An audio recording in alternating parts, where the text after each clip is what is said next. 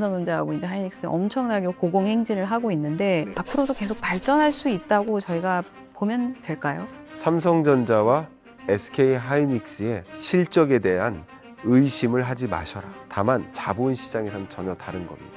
기대를 초과해야 돼요. 기대를 초과하는 걸 어닝 서프라이즈라고 하죠. 아무리 좋아도 그 기대했던 것보다는 낮아요. 그러면 실망인 거예요. 주가는 떨어지는 거예요. 그렇죠. 이게 주식시장의 원리입니다. 오늘은 저희가 코스피에 대해서 또 한번 이야기를 나눠볼 텐데요. 지금 이란과의 전쟁 속에서도 사실 코스피는 여전히 굳건하게 자리를 지키고 있습니다. 저희가 한양대학교 김광석 교수님을 모시고 이야기 나눠보도록 하겠습니다. 교수님 안녕하세요. 안녕하세요. 반갑습니다. 코스피에 대해서는 사실 저희가 믿음도 있지만 또 불신도 있고 사실 어떻게 보면 정말 애증관계에 있는 투자자들이 굉장히 많을 것 같은데요. 주식 시장에 미치는 영향, 이제 이런 정황들이 어떻게 보시나요? 제가 수천 번 반복해서 말씀드렸던 굉장히 중요한 표현이 실물 경제와 자본 시장을 구분하셔라. 실물 경제가 안 좋을 거야. 주가도 떨어질 거야. 이렇게 가정하면 안 된다는 거죠. 팬데믹 경제 위기 때 실물 경제 어땠습니까?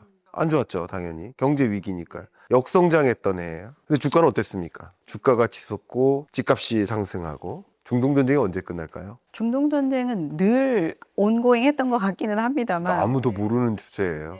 전쟁이 장기화되면 장기화될수록, 전쟁이 격화되면 격화될수록 실물 경제는 더 어려워지겠죠. 근데 자본시장은요, 전쟁이 장기화됨에 따라 잊기 시작해요. 마치 러우 전쟁을 잊은 것처럼 주식시장에서는 러우 전쟁을 고려하지 않아요. 초반에는 늑대가 나타났다 대피하는 거죠. 주가가 10% 급락, 하메네이 사살 사태.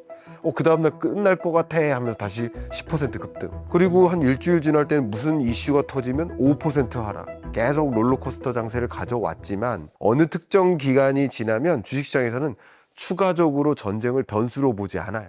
잊어버리는 거예요. 결국 전쟁의 경과에 따라 결정된다. 다만 주식시장은 전쟁의 경과가 영향을 미치는 게 아닙니다. 전쟁의 공포감의 경과입니다. 3월 말이 더 공포스러우셨어요? 지금 5월 중순이 더 공포스러우세요? 당연히 3월이죠. 그렇죠. 그 공포감이 정점 찍었을 때 우리나라의 주가가 저점을 찍어요. 세계 대부분의 국가들의 주가가 그때 저점을 찍어요. 그리고 3월 말 그 지점이 원달러 환율의 정점을 찍어요. 국채금리의 정점을 찍어요. 달러 인덱스의 정점을 찍어요. 그러니까 모든 거시경제 변수가 자본시장에서는 전쟁에 대한 공포감이 극에 달했을 때 저점을 찍는 거고, 주식시장은 이미 전쟁 끝났다가 되기 때문에, 선반영하기 때문에 종전에 대한 기대감으로 주가가 오히려 전고점을 갱신하면서 올라갈 수 있는 것이죠. 왜 전쟁도 끝나지 않았는데 주가가 최고점을 갱신했느냐? 원래 그런 것이다. 삼성전자하고 이제 하이닉스 엄청나게 고공행진을 하고 있는데 앞으로도 계속 발전할 수 있다고 저희가 보면 될까요? 실물 경제와 자본시장을 구분하셔라 라고 했는데, 그래서 구분해서 답변 드리겠습니다. 실물 경제 관점에서는 삼성전자와 SK 하이닉스의 실적에 대한 의심을 하지 마셔라. 다만 자본시장에서는 전혀 다른 겁니다. 매출액과 영업이익이 증가할 겁니다. 그 부분에 대한 의심할 가치가 없을 정도입니다. 지금의 사이클상 그러합니다. 자동차 한 대에 반도체가 300개 들어가요. 기존 화석연료 자동차에, 전기차에 한 800개 들어갑니다. 자율주행 전기차에는 3000개 들어갑니다. 전기차 수요가 늘어나는 국면이다. 그러면 얼마나 많은 반도체가 수요가 있을까? 이런 식으로 생각해 보시면 도움이 돼요. 국가 경쟁력이 지금 AI에 따라 달려 있을 정도로, 저도 한 칼럼에서 이제 국가 경쟁력은 연산력에 따라 달려 있다. 근데 AI 인프라라는 가장 기본적인 것에 대한 경쟁이 없을까요? 그러니까 그게 바로 데이터 센터예요. 그러니까 어마어마한 데이터 센터가 생겨나고 있고, 데이터 센터의 핵심이 GPU와 HBM이에요. 반도체라고요. 이런 과정에서 일어나는 그 변화가 소위 AX라는 변화고요. AX라는 변화는 더 목마르게 진전이 되고 있습니다. 그런 관점에서 삼성전자, SK 하이닉스의 실적에 대해서는 의심할 여지가 없어 보입니다. 근데 왜 자본시장에 대해서는 달리 평가를 해야 되느냐라는 말씀을 드리냐면, 우리가 1분기 실적을 봤잖아요. 네. 2분기 실적도 1분기 실적보다 좋을 겁니다. 혹은 그 수준을 유지할 겁니다. 근데 주식시장은요, 항상 증가율이에요. 기대를 초과해야 돼요. 기대를 초과하는 걸 어닝 서프라이즈라고 하죠. 아무리 좋아도 그 기대했던 것보다는 낮아요. 그러면 실망인 거예요. 주가는 그렇죠. 떨어지는 거예요. 그렇죠. 이게 주식시장의 원리입니다. 소개팅 자리에 올 초대될 그 남자가 정말 멋있을 거야라고 기대. 근데 정말 멋있는 사람이에요. 근데 기대를 너무 많이 한 거죠. 근데 그 기대를 못 미치면 실망하는 거거든요. 그게 선반영이라는 개념이죠. 그래서 증가율은 꺾여 들어갈 수 있습니다. 왜냐하면 1분기의 실적은 반도체를 많이 팔아서 나온 실적이 아니라 가격이 많이 상승해서입니다. 매출액은 P 곱하기 Q거든요. 가격 곱하기 양. 근데 양이 많이 판매돼서가 아니라 가격이 많이 올라서요. 근데 가격 상승세는 유지되고 고가의 가격은 유지되겠지만 가격 상승률이 4분기에서 1분기 동안 가격이 올라가는 수준으로 2분기에도 계속 이어가기는 어렵습니다. 현재 상대적으로 P 곱하기 Q의 증가율은 둔화될 소지가 있습니다.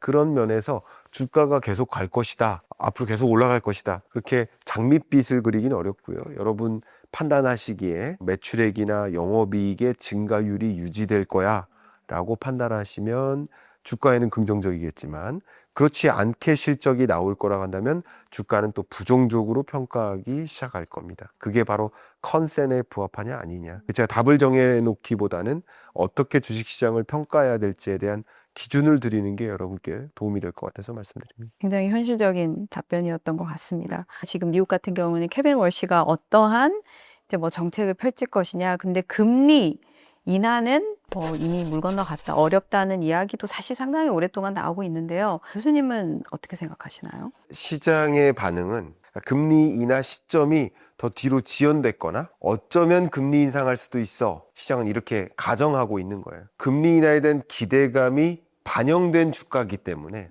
금리 인하가 없다 하더라도 그게 주가를 하락시키는 요인은 아닌 거예요.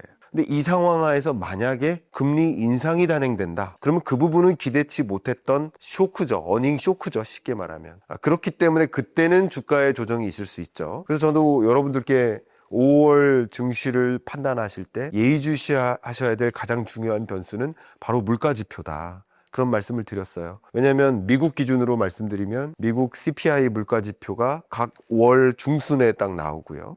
각 월 말일쯤에 PCE 물가지표가 나와요. 둘 다 중요합니다. 시장에는 영향을 미쳐요. 그런데 되게 재밌게도 5월 중순 말에 발표될 이 미국 물가지표는 4월 물가입니다. 그리고 지금 5월을 살고 있지만 현재까지의 성적표는 4월 물가인 거예요. 4월 물가도 3월 물가 대비 물가 상승률이 급등했거든요. 제가 이 물가가 어떻게 작용되느냐, 저는 이런 것을 좀 알기 쉽게 표현해 드릴 때 담배꽁초 하나가 산불을 내듯이 담배꽁초가 하나 타는 게 국제 유가 상승에 해당돼요. 그게 어떤 지푸라기나 어떤 풀밭에 불이 전이돼요. 가장 대표적으로 국제유가 오르고 LNG 가격 올라요. 그러면 예를 들면 나프타 가격 오르고 비료 가격 오르죠. 그럼 비료 가격 오르면 곡물 가격이 오르겠죠. 콩, 옥수수. 이거 왜 사올까요? 왜 이렇게 많이 사올까요? 사료용이에요. 그러면 축산농가의 비용이 올라가니까 당연히 고깃값이 오르죠. 정작 식당에서 메뉴판 가격을 고쳐잡고 라면이나 과자와 같은 공산품 가격을 고쳐잡는 그런 구간은 6개월이나 지나야 됩니다. 그러니까 우리는 중동전쟁이 2월 말에 발생했지만 국제유가 상승만 반영한, 에너지 가격 상승만 반영한 4월 물가지표만 보고 있는 거고요. 5월에 발표될 4월 물가지표, 그리고 6월에 발표될 5월 물가지표를 받아드는 순간 물가가 더 상승해, 우리가 기대했던 것 이상으로 물가가 치솟네? 라는 현상을 만약에 받아보면 지금은 금리 인상 없을 거야 라고 단언할 수 있겠지만 그때쯤에는 또 다시 컨센이 바뀝니다. 그렇다면 교수님, 지금 그 케빈 월시 후보자 같은 경우에는 지금 어떤 정책 방향으로 이끌어 나갈 걸로 보이십니까? 지명되는 과정에서 기적의 논리를 가지고 트럼프 대통령이 금리를 1%까지 혹은 1% 언더로 내려라 하는 요구를 수용할 만한 인물이라고 평가를 받을 만해요. 어떻게 실제 1%로 만들까? 가장 대표적인 것이 AI예요. 그럼 AI 시대에는 노동 투입을 늘리지 않아도 아웃풋이 늘어나는 시대다. 수요와 공급 곡선이 있는데 이 공급 곡선을 오른쪽으로 이동시키는 거예요.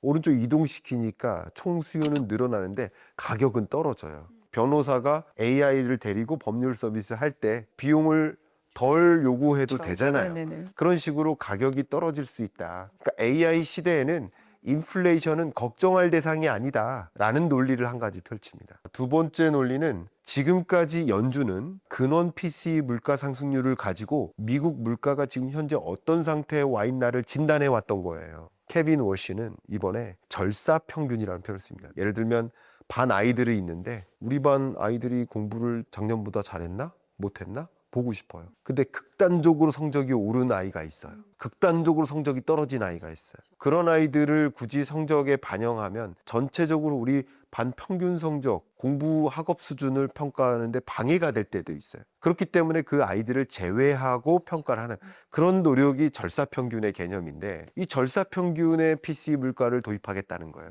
기조적으로 물가가 어떤 움직임인지를 판단하는 데는 도움이 됩니다. 그거는 누구나 공감할 겁니다. 그렇지만 과거부터 좀 진단을 해보니까 근원 물가 상승률보다 이 절사평균 물가 상승률이 상대적으로 낮은 위치에서 맴돌더라. 통계학에서는 외도라고 표현하죠.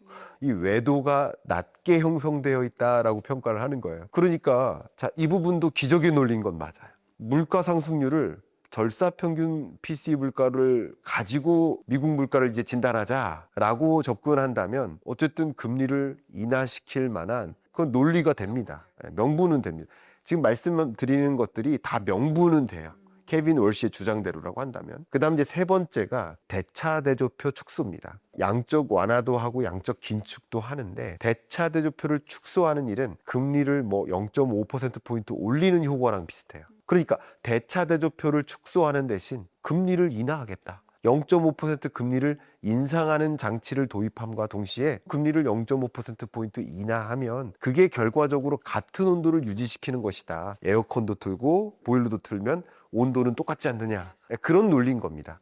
근데 다 논리적이에요. 맞아요. 맞지만 지금 연준이 어떤 상황이냐면 가장 극단적으로 분열된 상태. 네네네. 금리를 결정하는 FOMC 위원들이 서로 다른 의견을 내비치고 있고요. 더군다나 전 연준 의장이 될 파월 이사가 곧 5월 15일부터는 이사직으로 FOMC 금리 결정에 참여하겠다라는 의견을 보였기 때문에 이건 더 극단적으로 분열된 연준 위원들의 모습이기 때문에 케빈 월시의 이런 세 가지 기적의 논리는 있지만, 이 논리를 행정부는 납득시킬 수 있지만 FOMC 위원들은 납득시키기가 어렵기 때문에 어쨌든 금리 결정이라는 것은 혼자 결정하는 게 아니라 나머지 위원들을 설득하거나 다수결로 과반의 동의를 받아야만 인하가 되는 거 아니겠습니까?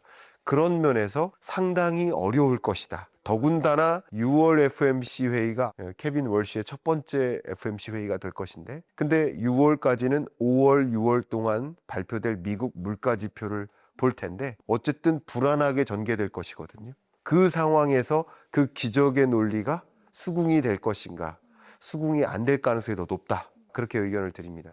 강의를 들은 것처럼 정말 완벽한 내용을 진짜 오늘은 들은 것 같습니다.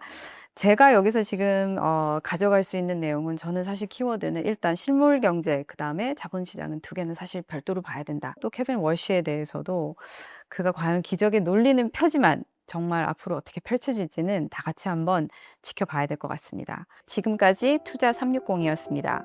궁금한 점 있으면 언제든지 댓글 달아주시고요. 저희는 다음 시간에 다시 찾아뵙겠습니다. 감사합니다. 감사합니다. 감사합니다.